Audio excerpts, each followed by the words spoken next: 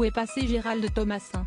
Le 28 août dernier, alors qu'il se rendait à Lyon pour assister à une confrontation censée le disculper dans l'affaire entourant le meurtre d'une postière de l'Ain en décembre 2008, l'acteur oscarisé a disparu sans aucune explication. Comme le révèle Sud-Ouest ce mardi 19 novembre, les dernières traces de Gérald Thomasin remontant à 10h18, l'acteur se fait amender par un agent de la SNCF dans un premier train qui relie La Rochelle à Nantes.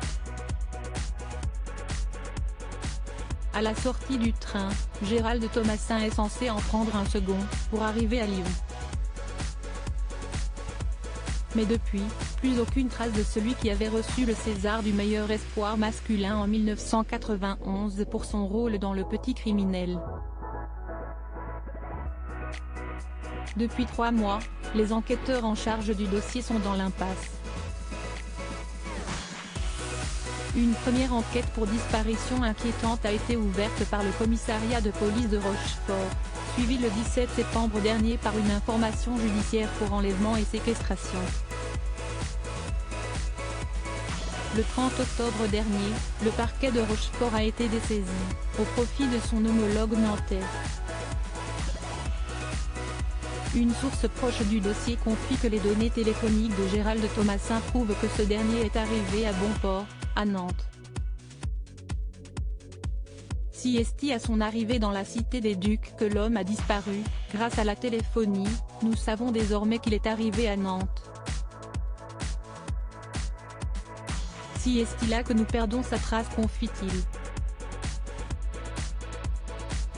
L'hypothèse d'une mauvaise rencontre. Malheureusement pour eux, les enquêteurs ne pourront pas compter sur la coopération de la gare de Nantes, qui dispose de caméras de vidéosurveillance sur lesquelles apparaît forcément le disparu à sa sortie du train. En effet, les bandes ne sont conservées que pendant 48 heures, et sont ensuite supprimées. Un délai beaucoup trop court, alors même qu'une disparition inquiétante est généralement signalée après au moins 2 jours sans nouvelles.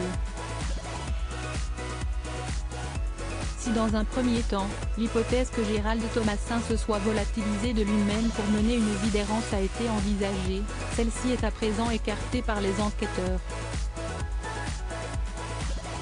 En effet, Gérald Thomasin n'avait aucune raison de ne pas assister à sa confrontation avec les 2 autres suspects. Placé en détention provisoire pendant plus de 2 ans, il était en passe d'être disculpé des faits qui lui étaient reprochés, et qu'il avait toujours fermement niés. D'autres hypothèses sont aujourd'hui privilégiées, comme la possibilité d'une mauvaise rencontre sur fond de beuverie. Depuis plusieurs années, Gérald Thomasin se bat contre l'alcoolisme. Il avait quitté un ami sur le quai de Rochefort avec quelques canettes dans son sac,